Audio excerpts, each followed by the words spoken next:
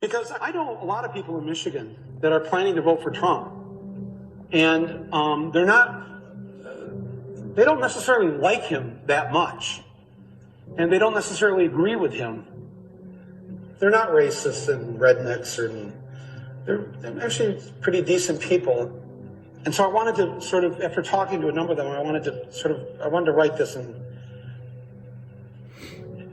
Donald Trump came to the Detroit Economic Club and stood there in front of the Ford Motor executives and said, if you close these factories as you're planning to do in Detroit and build them in Mexico, I'm going to put a 35% tariff on those cars when you send them back, and nobody's going to buy them.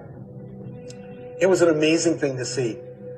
No politician, Republican or Democrat, had ever said anything like that to these executives. And it was music to the ears of people in Michigan and Ohio and Pennsylvania and Wisconsin, the Brexit states. You live here in Ohio, you know what I'm talking about. Whether Trump means it or not is kind of irrelevant, because he's saying the things to people who are hurting. And it's why every beaten down, nameless, forgotten working stiff who used to be part of what was called the middle class loves Trump. He is the healing Molotov cocktail that they've been waiting for.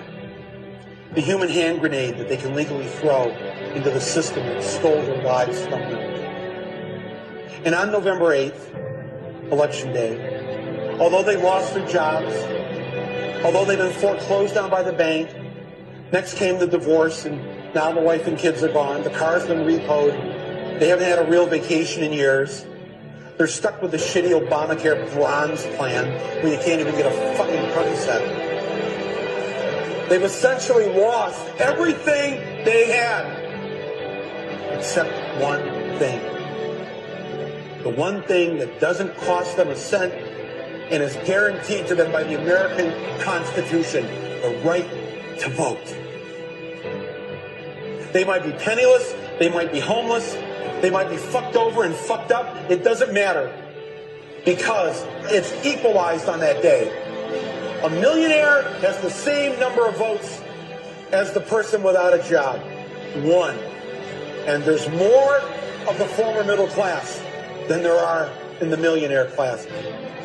So on November 8th, the dispossessed will walk into the voting booth, be handed a ballot, close the curtain, and take that lever, or felt pen or touchscreen, and put a big fucking X in the box by the name of the man who has threatened to upend and overturn the very system that has ruined their lives.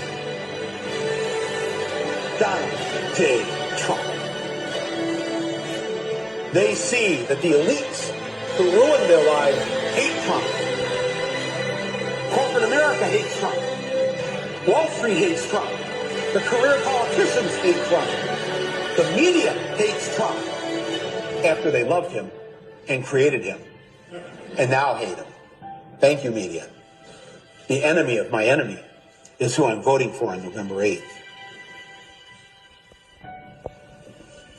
Yes, on November 8th, you, Joe Blow, Steve Blow, Bob Blow, Billy Bob Blow, all the blows get to go and blow up the whole goddamn system because it's your right.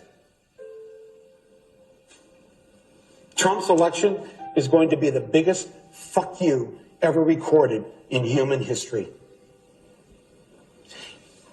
And it will feel good.